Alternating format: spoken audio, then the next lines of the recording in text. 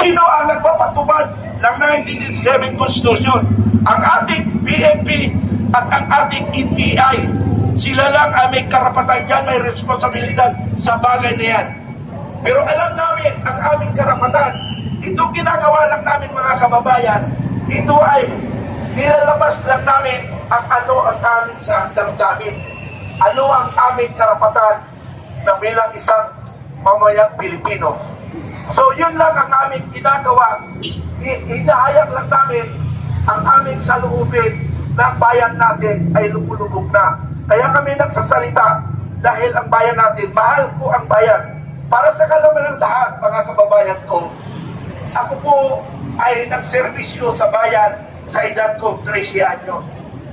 Biruin mo 13 anyos. Sa edad ko 14 anyos, nakipaglaban na ako sa kalaban ng taong bayan. Ang mga rebelde, more or less 400 po sila. Kami po ay 17 lang kami. Pag 17 ako bilang isang Boy Scout na sumama sa Special Forces, lumaban sa 400 rebels. Ang resulta ng aming laban, umabot kami na 3 araw, 3 gabi. Walang nabawas sa amin kung hindi isa lang tinamaan lang sa amin. Ang sa kanila ay namatay 100. Awatay 75 ang namatay sa kanila. Wounded sa kanila ay 150. Pero bakit hindi ako na-disgrasya? Because alam ng Panginoon na mayroon pa akong gagampanang trabaho tungkulin sa sambayan ng Pilipino. Narito ngayon ako nagsasalita sa EDSA. Palakpakan natin ang Robinson nga pala. Palakpakan natin Robinson. Malakas na palakpas na Robinson. Ay, pabalato naman na Robinson ha. Alaking kita nyo ha. Tuwa kay Sarali ha. Sa totoo lang mga kaibigan, no? Ibay na. No? Ang Robinson ngayon, nananalangin sila laki. Kailan ba ang rally? Kasi palagi puno ang pulkon nila. Walang nang maupuan eh. Tuwang-tuwa ang Robinson dahil kumikita sila ng milyon-milyon ng pesos. Nang dahil sa atin, ay dahil kay Marcos pala. Nang dahil kay Marcos, na kumikita ng malaki ang Robinson. Kaya nagpapasalamat ang Robinson. Narinig ko nga doon sa isang management eh, nagbubulungan sila. Kailan na naman ang rally? Para kumita kami. So hindi tayo pinapalik ng Robinson. Kasi tuwag-tuwa sila, kumikita. Basta pag-iusap ko lang mga kababayan, tayo ay naghahayag lang ng ating damdamin. Sana walang manakit sa grupo natin at sana wag natin saktan ang ating kapulisan. Sila ay nagaganap na sa kanilang tungkulin tulad ng ating responsibilidad doon. Sila ay tumatrabaho lang sila. Sumusunod lang sila sa kanilang kautusan, sa kanilang tinuno. Yun lang mga kaibigan, yun na lang. Maraming salamat. Ayun, napakinggan natin ang boses ng mga retirado. Colonel Betran. Thank you sir for your service to the country. Mula noon hanggang ngayon, sila po ay retired but not tired. Bravo sir. Retired but not tired. Sige nga, ano ang panawagan ng mamamayang Pilipino sa araw nito? Marcos resign, aristuhin, ikulong sa selda 13. Marcos resign, aristuhin, ikulong sa selda 13. Marcos resign, aristuhin, ikulong sa selda 13. Ayun. Mga kababayan, pakinggan natin ang boses mula sa environmental advocate, aming namuno sa merchant ship sa Marco. Ngayon, boses ng mga nagtatanggol ng kalikasan ang kanyang bibig dahil ang gobyerno ni Marcos masigulo ng panunumbalik ng malawakang pagpinina, mga pagtutruso, ang mga kasiraan ng aming kalikasan. Pakinggan natin si brother, siya na magpakilala ng kanyang pangalan. Ako'y sigurado, hindi po Marcos ang apelyido niya. Salamat po kay Eric. Salamat po sa kami sa pagkakataong ito. Ako po si Rene Mantarig. Ako po ay retiradong marino. Kapitan po ako ng barko.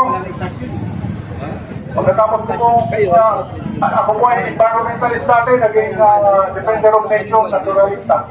Yung po naturalista ay mas palaas ang kalaman kaysa sa environmentalista. Marami po ako mga iskan na ako sabihin sa inyo. Subalit,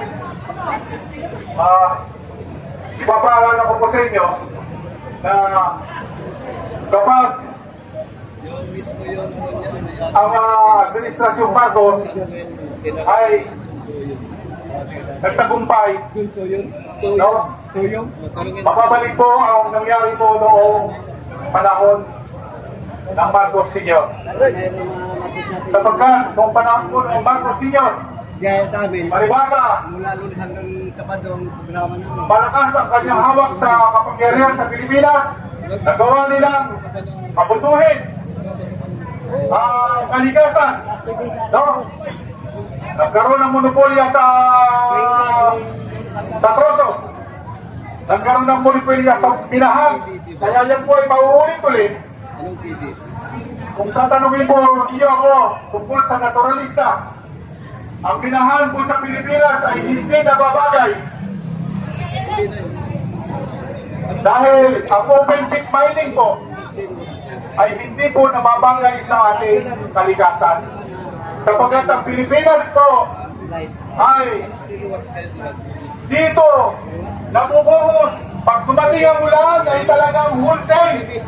Pag delivery ang ulan na binibigay sa atin. Kaya kapag meron po mga open pit mining, yan po ay siguradong disaster. Pwede po yung mga open pit mining sa Australia, wala nung ulan. South America, Central America, wala po nung ulan. Pero dito po sa Pilipinas, napakadami po ng ulan. Kaya hindi po nararapat na sila ay magpinahan dito. Yan po ay disaster po yan sa kalikasan.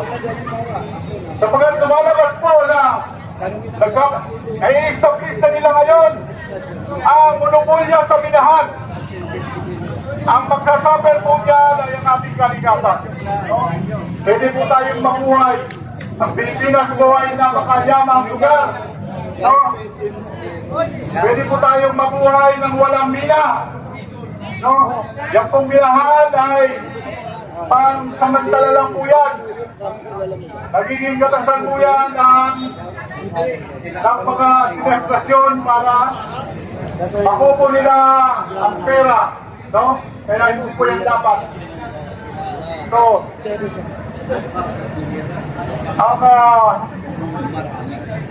ang gusto ko po, bahala kami pabot sa inyo. Meron po magandang balita. Meron po tayong magandang kalutasan sa trahedyang telenovelang buhay natin na ito. No? Dapat po natin mabakasan ang problema ito is yan no? Dahil yung po pagkakataon na si Aimee Marcos ay nagbunyag ng sekretong pamilya, no? Yan po problema ng pamilyang Marcos. Yan pala ay nauugat sa adiksyon, sa droga. So nagpapatunay lamang na tama ang polisiya ni Pangulong Duterte na drug war. No? Matatandaan ninyo na ginawa na ng Marcos Sr. ang drug war. Pinatay niya ng execution si Lee Meng-Seng, ang drug war lord noong 1973. No? Nasa ang Bongbong Marcos nung pinaling squad si Lee Meng-Seng. Ang alam ko, ikaw high school na rin doon, dahil ako'y high school na rin doon. 1973, pinatay ng firing squad ang drug lord na si Lee Meng-Seng. No? Dapat doon ay natapos na yung droga na yan. So karapat-dapat lang ang ginawa ni Pangulong Duterte na ang drug war ay pagpatuloy. Yung pong laban sa droga ay hindi po kaya ng slogan lamang. Ang ano mga natatandaan ko noong panahon ng Cory administration ng simbahan, napakaraming slogan ng tungkol sa droga. Sabihin nyo na, no? May nangyari ba sa droga? Wala pong nangyari sa droga noon. So kaya